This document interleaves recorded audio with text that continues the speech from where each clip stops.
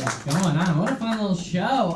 Hey, I'm sure looking at me, you're probably thinking it, you know it. I am a useless millennial. Anybody else know? Hell yeah. I don't do anything productively with my hands like men are supposed to do.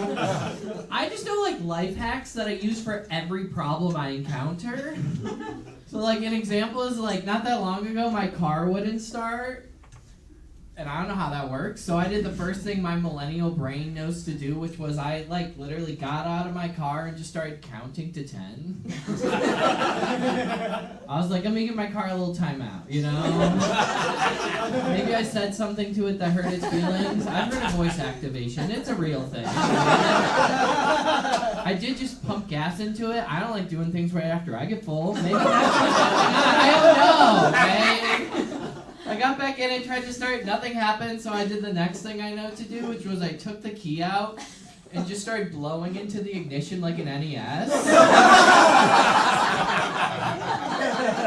was like, come on, get me to the next level. Like, start trying things in my car to mix it up. I was like, cassette player, you know, steering wheel, passenger, nothing got this thing started. So then I thought about, like, when my parents describe having car problems, they make it seem like they can just get out of their vehicle and there's always someone there that helps them out to fix it. I don't know if I want to do that, stranger danger, right? So eventually I got out, I was like, all right, right now I need to find someone in their 40s. To help me find someone in their 60s to fix this. Like, I was just trying to eye a dude who's got, like, 2 cans of beer left on a 6-pack ring. He's got, like, a cigarette hanging out of his mouth with more ash than actual cigarettes. Guy's name is Kickstarter for whatever reason. Couldn't find that person. So I did inevitably call a AAA baseball player. Yeah, they don't make a lot of money. They have 2 jobs. This one worked for a tow company. It was very cool. And I don't know if you guys are like me, but growing up, did anyone else think that AAA was just the graduation program of AA? Right? Like you get through all the steps and then they give you your own tow truck to bring other drunks into the program. That's alcoholic recycling.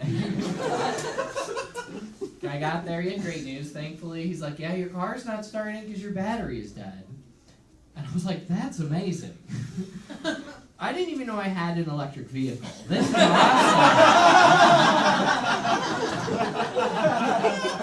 He's like, you don't. You have a 2004 Dodge Neon. I was like, what do we do now? Use my iPhone charger? I was like, please don't tell me my car's an Android. That'd be the worst news you could. So I had to get a new car. That one's dead. Gotta recycle it, whatever. My new car has this feature. I've never had it in a car. Every time I'm in, like coming and approaching anything, it just starts beeping like crazy. No matter what. Just anytime there's a car, a vehicle, just start. I didn't know they made a feature in cars now that would replicate the anxieties of my girlfriend as a passenger as a car feature. Right? I used to just have to deal with like her just every once in a while just making that noise and pounding the side of the car when something gets her nervous. So just being like, ah! It's like hitting the side of the car doesn't activate me knowing how to drive all of a sudden. Now she's just doing it with like a soundtrack. She looks like she's interpretively dancing. My girlfriend's cool. We watch a lot of those like reality dating shows, and they always end with people proposing. And we've been dating long enough that now every time she sees that, she's like, "So when are we gonna get engaged?" I'm like, I don't want to talk about that. It makes me uncomfortable. But what she does now is she'll bring it up in like other ways of bringing up the conversation anytime she can find a way in. So like recently, I stubbed my toe on our coffee table. And she was very quick to be like, see right there. If you had to go to the hospital, I wouldn't even be able to visit you there. I was like, guest list. That's how we're bringing this up. +1s. That's how you think we're going to get into this conversation. I was like, nice try, lady. Oh, health insurance. I'm never going to a hospital. We tried to, we were living together during the pandemic, and we tried to get stronger as a couple, but then the first thing we wanted to do, right when things opened up, is we went to the local sex shop near our house. Mm-hmm. Because, like, I spent a year and a half, like, feeling tied up in my apartment with this girl. All I wanted to do was, like, tie her up. You know what I mean? And, like, here's my thing. I went to the local sex shop I did because it's, like, a small business in my community. It's, like, you know, it's locally owned. It's not one of these, like, big chain sex shop. Well, they sold big chains, but it wasn't one of these big chains. And here's my thing. I don't know if anyone else is like this, but I'm an overthinker. Anybody else here an overthinker? Sure. And if you're not clapping, you're probably overthinking if you should be clapping. You're insane. But here's my thing. When I go to like a store like Gap, they're on you about khakis immediately. I was so worried that they were going to be really aggressive with the salespeople at like the adult sex shop. Like my biggest fear is they were going to have like used car salesman energy going into this day. Like I was so worried I was going to walk in and they were going to be like, all right, what's it going to take to get one of these in you today?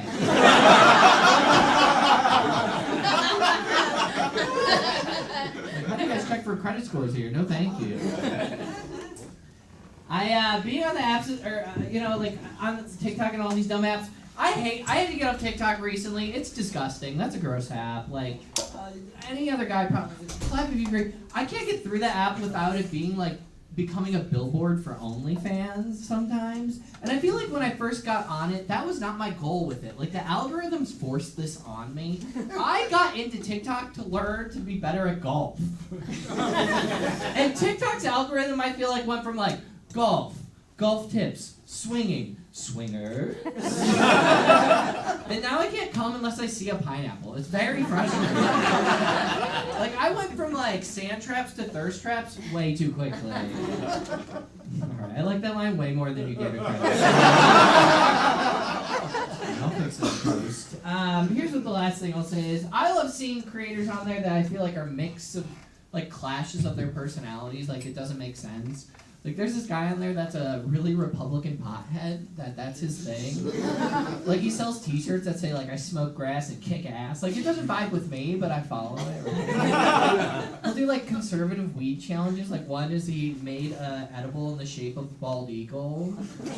And he has, like, a bong that looks like an AR-15.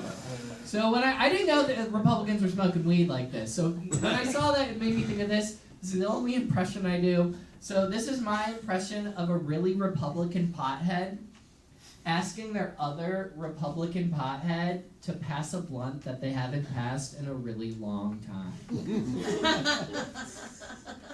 Yo, man, trickle down that economy.